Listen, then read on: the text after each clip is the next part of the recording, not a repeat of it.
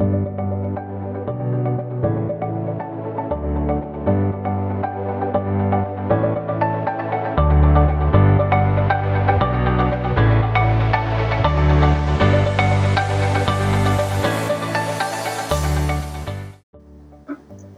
Name Thomas. நான் இங்கே 2K காரோட ப்ரொபரேட்டர். நான் கேரேஜ் வந்து இப்போ ரீசெண்டாக ஒரு 5 இயர்ஸாக தான் வச்சுருக்கேன். பட் என்னோடய கேரியர் ஸ்டார்டிங் பார்த்தீங்கன்னா முன்னாடி இந்த கம்யூனிகேஷன் ஃபீல்டில் இருந்தேன். அதுக்கப்புறமா மீடியா இதில் இருந்தேன். அதுக்கப்புறம் போஷோடைய ஆத்தரைஸ்டோடைய சர்வீஸ் சென்டரில் வந்து மேனேஜராக இருந்தேன். அது முடிச்சுட்டு நம்ம ஏன் கேரேஜ் எடுக்கக்கூடாது அப்படின்றதுக்காக கேரேஜும் ஒன்று ஓப்பன் பண்ணேன்.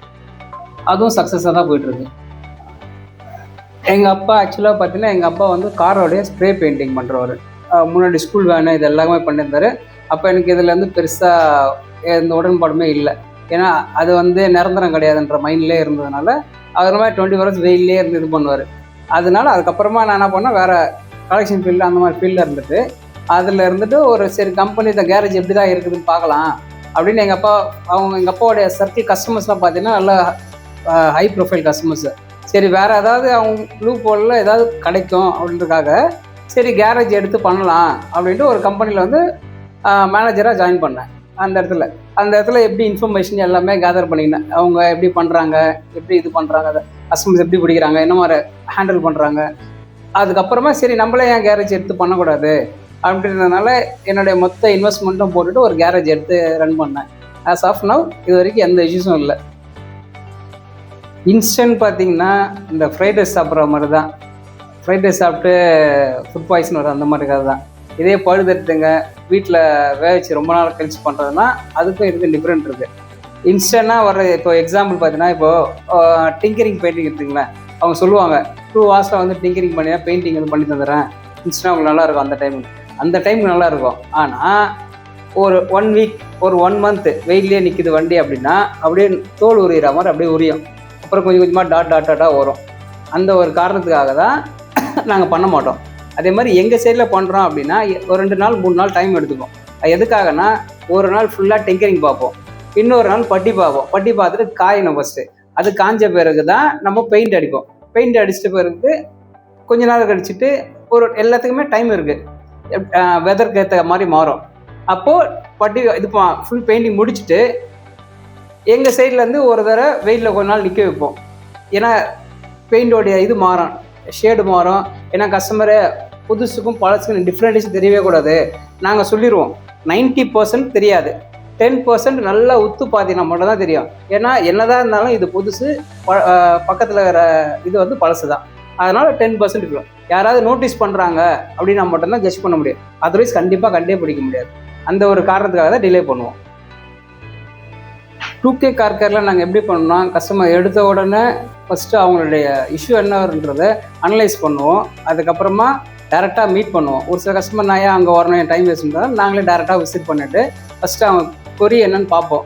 அங்கேயே வந்து முடிஞ்சதுன்னா சின்ன மிஸ்டேக்காக இருந்தால் அங்கேயே பண்ணிடுவோம். சப்போஸ் பண்ண முடியலன்னா அவங்களுக்கு எக்ஸ்பிளைன் பண்ணுவோம். சார் நீங்கள் உட்காருங்க, கூட வாங்க, இந்த ஃபால்ட் இருக்குது, இதை வந்து இந்த இடத்துல பண்ண முடியாது, ரேம்பில் ஏற்றிட்டு வண்டியில் ஏற்றினா மட்டும்தான் தெரியும். அப்போ தான் ஃபுல்ஃபில்லாக கண்டுபிடிக்க முடியும். இல்லைன்னா இதே இஷ்யூஸு அந்த டைமுக்கு இருக்கும், அதுக்கப்புறமா கண்டினியூஸ் ஆகும். நீங்கள் அதுக்கப்புறமா வந்து ஒரு வாரம் கழிச்சு நீங்கள் எடுத்துகிட்டு போய் என்கிட்டயே நீங்கள் சொல்லலை, நீங்கள் அன்றைக்கே சொல்லி கொடுத்துருப்பேனே அப்படின்ற மாதிரி உங்கள் சைடில் வரும். அதனால் உங்களுக்கு ஓகேன்னா நான் எடுத்துகிட்டு போயிட்டு என்ன எஸ்டிமேஷன்றதை சொல்லுவேன். அது உங்களுக்கு ஓகே அப்படின்னா மட்டும்தான் நாங்கள் அடுத்தது போனோம். அதே மாதிரி நாங்கள் வந்துட்டு செக் பண்ணுறதுக்கு எந்த சார்ஜும் கிடையாது அப்படின்றத ஓப்பனாக சொல்லிடுவோம். நாங்கள் கஸ்டமர்கிட்ட வந்துட்டு இப்போ நானும் ஒரு கஸ்டமராக இருந்தேன்னா ஃபஸ்ட்டு என் கம்பெனியை பற்றி நீங்கள் என்கிட்ட கேட்குறத விட நீங்கள் ரிவ்யூஸ் ரேட்டிங் பாருங்கள், ஏதாவது ஒரு கஸ்டமர்ஸ் ஏதாவது இஷ்யூஸ் போட்டிருக்காங்களான்ட்டு. ஆனால் நான் வாங்குறது எல்லாமே ஜென்யூன் கஸ்டமர். ஏன்னா எல்லாருடைய கஸ்டமர்கிட்டும் அவங்களுடைய கார் இமேஜ் வரைக்கும் போட சொல்லுவோம். கார்டியருக்கும் மற்ற ஆக்சுவலாக போர்ட்டல் எல்லா போர்ட்டலுமே இன்வெஸ்ட் பண்ணியிருக்கேன். கிட்டத்தட்ட 3-4 போர்ட்டல்ஸும் இன்வெஸ்ட் பண்ணியிருக்கேன். பட் எல்லாத்துக்கும் என்ன டிஃப்ரெண்ட்னா அதில் பார்த்தீங்கன்னா நானே பேசணும், நானே கன்வெர்ட் பண்ணணும். அவங்க என்ன மாதிரி கிட்டத்தட்ட 10 கேரேஜுக்கு அனுப்புவாங்க, அதில் நான் பேசி கன்வெர்ட் பண்ணி எடுக்கணும். பட் கார்கேரில் பார்த்தீங்கன்னா நான் எதுவுமே பேச தேவையில்லை, அவங்களே பேசிடுவாங்க.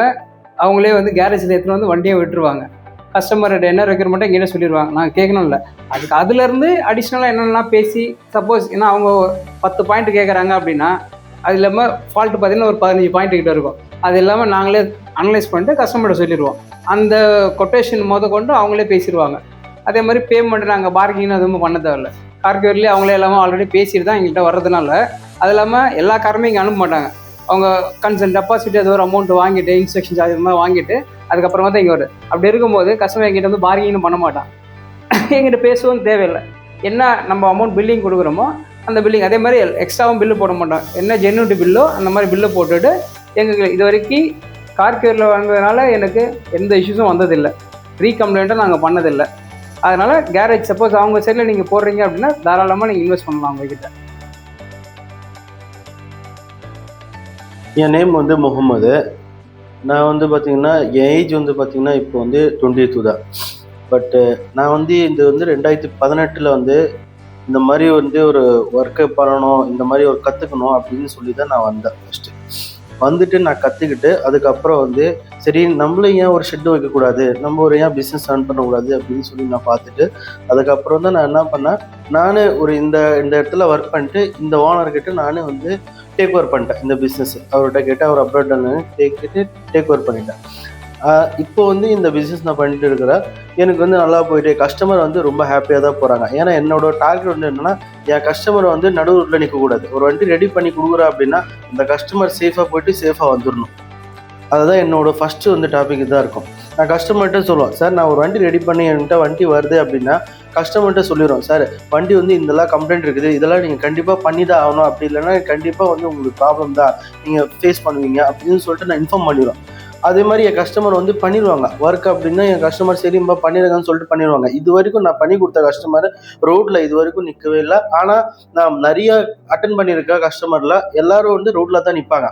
என்ன ஒரு கம்ப்ளைண்ட்னா ஃபஸ்ட்டு சொல்லிடுவாங்க, இந்த மாதிரி ஒரு சின்ன கம்ப்ளைண்ட்டுக்கு நான் போய் நின்றுக்கம்பா, அது நான் பண்ணல, அது விட்டுட்டேன் நான், அதனால தான் இந்த மாதிரி வந்து நான் மறுபடியும் ப்ராப்ளம் வந்து ஃபேஸ் பண்ணுறேன் அப்படின்னு சொல்லிட்டு அந்த கஸ்டமரே சொல்லிடுவாங்க. அப்புறம் நான் அந்த வண்டி எடுத்துன்னு வந்துட்டு மறுபடியும் அந்த வண்டி ரெடி பண்ணிவிட்டு பக்காவாக நான் கஸ்டமர்கிட்ட வண்டி கொடுப்போம்.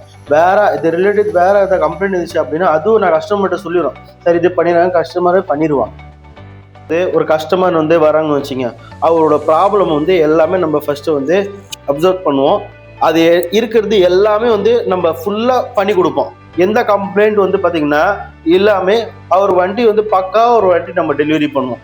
அதனால கஸ்டமர் ரேட்டிங் வந்து நம்ம எப்போவுமே வந்து நல்லாயிருக்கும், எப்போவுமே நல்லா ரிவ்யூவாக போடுவாங்க.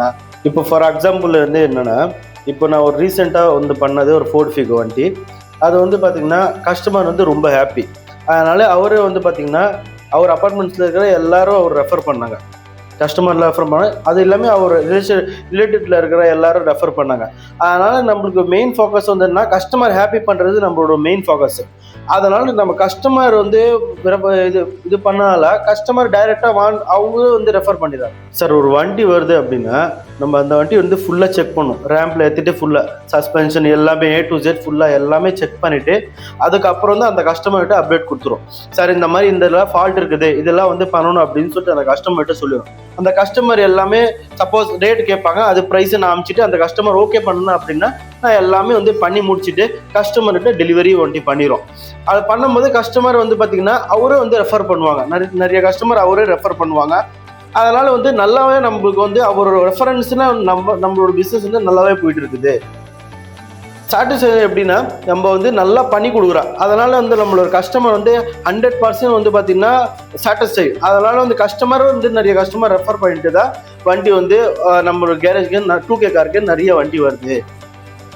ஒரு கஸ்டமர் வந்து ஒரு கம்பெனி போனாங்க ஆயில் சர்வீஸ் பண்ணுறதுக்கு, அவர் வந்து பண்ணிட்டு வந்துட்டாங்க. அதுக்கப்புறம் என்ன ஆச்சுன்னா நான் ஸ்டிக் எடுத்து பார்த்தேன், ஃபுல்லாக வந்து பார்த்திங்கன்னா ஆயில் பிளாக்கு. சார்கிட்ட இன்ஃபார்ம் பண்ண கஸ்டமர்கிட்ட, அவர் கஸ்டமர் என்ன சொன்னாங்க, இப்போ தான் பண்ணான்னு சொல்லிட்டு சொன்னாங்க. கஸ்டமர் மெயிலெலாம் போட்டாங்க அங்கே. அதுக்கப்புறம் அங்கே வந்து மெயில் ரிப்ளை அவர் வரல, சரியாக வந்து அவர் ரெஸ்பான்ஸ் கொடுக்கல. அதனால் நான் அதுக்கப்புறம் மறுபடி வந்து பார்த்திங்கன்னா ஜென்ரல் சர்வீஸ் பண்ணி கொடுத்தா, இன்ஜின் ஃப்ளஷ் அவுட் பண்ணி நான் பண்ணி கொடுத்தேன். அதனால் வந்து பார்த்திங்கன்னா அந்த கஸ்டமர் வந்து சுற்றி இருக்கிற எல்லாரும் வந்து எனக்கு ரெஃபர் பண்ணாங்க. இன்னுமா வந்து அவரோட ரெஃபரன்ஸ் இன்னுமா வந்துட்டு தான் இருக்குது. அதனால் வந்து பார்த்திங்கன்னா நம்மளோட பிஸ்னஸ் வந்து இன்னும் மேலே தான் இன்க்ரீஸ் ஆகுது தவிர நம்மளுக்கு வந்து கஸ்டமர் வராமே அப்படிலாம் இல்லவே இல்லை. என்ன இருக்கணும் அப்படின்னா, இது வந்து காமனாக எல்லா கேரேஜில் பண்ண ஒரே ஒரு மிஸ்டேக் என்னென்னா, இன்ஜின் வந்து ஃப்ளஷ் அவுட் பண்ண மாட்டாங்க மெயினாக. ஸோ நம்ம கேரேஜில் வந்து என்ன பண்ணுவோம், 2K கார் கேரில் மெயினாக வந்து பார்த்தீங்கன்னா ஒரு இன்ஜின் ஆயில் இறக்கிட்டதுக்கு அப்புறம் ட்ரை பண்ணுறோம் அப்படின்னா மெயினாக ஃப்ளஷ் அவுட் தான் பண்ணணும். இப்போ ஒரு எக்ஸாம்பிள், ஒரு வாட்டர் பாட்டில் வந்து நீங்கள் ஒரு அடுக்கு தண்ணி இருக்குது, அந்த வாட்டர் பாட்டிலில் மறுபடியும் நீங்கள் தண்ணி ஊற்றினீங்கன்னா என்ன ஆகும்? அடுக்கு தண்ணி தானே இருக்கும், அதுவும் அடுக்கு தண்ணி தானே. இப்போ வந்து அதுலேயே நீங்கள் வாட்டர் பாட்டில் க்ளீன் பண்ணிவிட்டு நீங்கள் வந்து தண்ணி ஊற்றுனீங்க அப்படின்னா ஃப்ரெஷ் தண்ணி. ஸோ இன்ஜின் அதே மாதிரி தான். இன்ஜின் ஆயில் இருக்குது அப்படின்னா உள்ளக்குள்ளே வந்து பார்த்தீங்கன்னா ஃபுல்லாக அந்த பிளாக் ஆயிலு கார்பன் எல்லாம் சேர்த்து அதுக்குள்ளே தான் இருக்கும். இது வந்து நம்மனா ஒரு ஃப்ளஷ் அவுட் இது பண்ணிட்டோம் அப்படின்னா, இன்ஜின் ஃப்ளஷ் அவுட் பண்ணிட்டோம் அப்படின்னா அது வந்து ஃபுல்லாக வந்து பார்த்தீங்கன்னா க்ளீன் ஆகி வந்துடும். ஒரு 90% வந்துடும். ஆனால் நீங்கள் வந்து ஆயில் வந்து வெறும் இன்ஜின் ஆயில் மட்டும் அதில் ஊற்றுறீங்க அப்படின்னா அது பிளாக் ஆயில் அதுக்குள்ளேயே இருக்கும். இன்ஜினோட லைஃப் வந்து ரொம்ப கம்மியாகும். ஆனால் நம்ம இன்ஜின் ஃப்ளஷ் அவுட் பண்ணதுக்கு அப்புறம் என்னன்னா இன்ஜின் லைஃப் வந்து நல்லா இருக்கும், ஸ்மூத்னஸ் இருக்கும், வண்டி வந்து ஓட்டுறதுக்கே ரொம்ப கம்ஃபர்டபுளாக இருக்கும். ஓகேங்களா? லைஃப் வந்து நல்லாவே லைஃப் வரும். அதனால தான் இன்ஜின் ஃப்ளஷ் அவுட் வந்து மெயினாக நம்ம பண்ணுறது. நம்ம கேரேஜில் இதுதான் நம்ம ஃபோக்கஸாக பண்ணுறோம். ஒரு வண்டி வந்து எந்த வண்டி இருக்கட்டும், மெயினாக டீசல் வண்டி ஃப்ளஷ் அவுட் பண்ணுவோம். அதே மாதிரி பெட்ரோல் வண்டியும் பார்த்தீங்கன்னா ஃப்ளஷ் அவுட் பண்ணுவோம். ஆனால் ஆயில் வந்து எப்படி இருக்குதுன்னு செக் பண்ணி தான் ஃப்ளஷ் அவுட் பண்ணுவோம். பட் இது வந்து எல்லா காமனாக இருக்கிற எல்லா கேரேஜில் இது வந்து பண்ண மாட்டாங்க. அதான் ஒரு மிஸ்டேக், பெரிய மிஸ்டேக் பண்ணுறாங்க. இப்போ ஒரு ஏசி வந்து பார்த்தீங்கன்னா கஸ்டமர் வெளியே செக் பண்ணுறாங்க அப்படின்னா என்ன சொல்லுவாங்கன்னா ஃபுல்லாகவே நீங்கள் மாற்றுறங்க ஏசி அப்படின்னு சொல்லிட்டு சொல்லுவாங்க. பட்டு அந்த கஸ்டமர் மறுபடியும் நம்ம கிட்ட வராங்க அப்படின்னா நம்ம வந்து ப்ராப்பராக அதை செக் பண்ணுவோம். அதை வந்து ப்ரெஷர் ஏற்றி செக் பண்ணுவோம், லீக் எங்கே இருக்குது அதை கரெக்டாக நம்ம லீக் வந்து செக் பண்ணிட்டு அதில் வந்து பார்த்தீங்கன்னா ஒன்று ஓரிங் வந்து எதாவது ஃபால்ட் இருக்கும், அப்படி இல்லைன்னா ஓஸில் வந்து எதாவது லீக் இருக்கும். அதனால ஃபுல் ஏசி செட்டு மாற்ற சொல்லுவாங்க. அதை நாங்களே டயக்னோஸ் பண்ணிட்டு ஒன்று ஓரிங் இல்லை ஓஸ் மட்டும் மாற்றி கொடுத்துட்டு இல்லைன்னா கூலிங் காயில் மட்டும் மாற்றி கொடுத்துட்டு வண்டி சரி பண்ணி கொடுத்துருவோம். எல்லாமே ரொம்ப கம்மியாக வரும் செலவு. ஏன்னா ஃபுல் ஏசி பண்ணணும் அப்படின்னா 40,000 50,000 அப்படி போயிட்டே இருக்கும். ஆனால் நம்ம வந்து வெறும் ஒரு 20 ரூபா ஒரு ஓரிங் இருக்கும், அப்படி இல்லைன்னா ஒரு 100 ரூபா ஒரு ஓஸ் இருக்கும், இல்லை 800 ரூபா ஒரு ஓஸ் இருக்கும். அது பண்ணிட்டு கஸ்டமர்கிட்ட ப்ராப்பராக வண்டி கொடுத்துரும். கஸ்டமர் ரொம்ப ஹாப்பி ஆகிடுவாங்க. அதனால ஒரு ஃபோர்டு வண்டி கஸ்டமர் வந்து கம்பெனி ஆத்தரைஸ் சர்வீஸ் சென்டரில் தான் விட்டாங்க. வண்டியில் வந்து பார்த்தீங்கன்னா இன்ஜின் ஆயில் மாற்றுறாங்க. ஆனால் ஆயில் வந்து மறுநாள் தான் எங்கிட்ட வண்டி வந்தது, சவுண்ட் வந்து சொல்லி ஸ்டிக் எடுத்து நான் பார்க்குறேன், ஆயில் வந்து அவ்வளோ பிளாக்காக இருக்குது. நேற்று தான் அவர் பண்ணாங்க, இன்னைக்கு வந்து பார்த்தீங்கன்னா அவ்வளோ பிளாக்காக இருக்குது. அப்புறம் அந்த கஸ்டமர்கிட்ட சொன்னேன். அந்த கஸ்டமர் ஃபோன் பண்ணிட்டு மெயில் போட்டு அவங்க கம்பெனியில் மெயில் போட்டு பண்ணாங்க. அவங்க எல்லாரும் சாரி அது இதுன்னு சொல்லிட்டு சொன்னாங்க. அந்த கஸ்டமர் நான் பண்ணி கொடுத்தேன். என்கிட்ட ரிவ்யூ இருக்குது. கஸ்டமரு ஆயில் வந்து ஃபோட்டோ எடுத்து ரிவ்யூ நம்ம இதில் போட்டிருக்காங்க. அந்த கஸ்டமர் ரொம்ப ஹாப்பி. அதனால எனக்கு அந்த கஸ்டமர் 10 பேர் எனக்கு ரெஃபர் பண்ணாங்க. இதனால் 2K கார் கேரு வர கஸ்டமர் எல்லாரும் 100% நான் சாட்டிஸ்ஃபை பண்ணி கொடுத்து தான் பார்ப்பேன் நான். அதனால தான் கஸ்டமர் வந்து ரெஃபர் பண்ணுவாங்க. அதனால நம்மளோட ரேட்டிங்ஸ் வந்து நல்லா இருக்கும் எப்போவுமே. கார்கிவ் ஃபஸ்ட்டு வந்தாங்க. நான் வந்து கார்கிவில் வந்து பார்த்திங்கன்னா பிஸ்னஸ் பண்ணுறோம். ஆனால் அவங்க எனக்கு என்ன பெனிஃபிட் அப்படின்னா அவங்களே வந்து கஸ்டமர்கிட்ட பேசிடுவாங்க. நம்மக்கிட்ட வந்து அந்த டைமே இல்லை. நம்ம கஸ்டமர்கிட்ட பேசுறது இல்லை கஸ்டமர் வந்து ஃபோன் பண்ணுறது அந்த டைம் இல்லை. அவங்க என்ன பண்ணுவாங்க, சர்வீஸ்க்கு அவங்களே ஃபோன் பண்ணி பேசிடுவாங்க. அவங்களும் கரெக்டாக வண்டி எடுத்துகிட்டு வந்து கொடுத்துருவாங்க. நான் வெறும் வண்டி சர்வீஸ் பண்ணிவிட்டு வண்டி ஃபோன் பண்ணால் அவங்களும் வந்து எடுத்துகிட்டு போயிடுவாங்க. அதான் எனக்கு ரொம்ப வந்து பார்த்திங்கன்னா எனக்கு ஹெல்ப்ஃபுல் தான். அதனால் வந்து பார்த்திங்கன்னா எனக்கு கார்கிவ் தான் எனக்கு ரொம்ப வந்து எனக்கு இந்த சர்வீஸ் பண்ணுறேன்.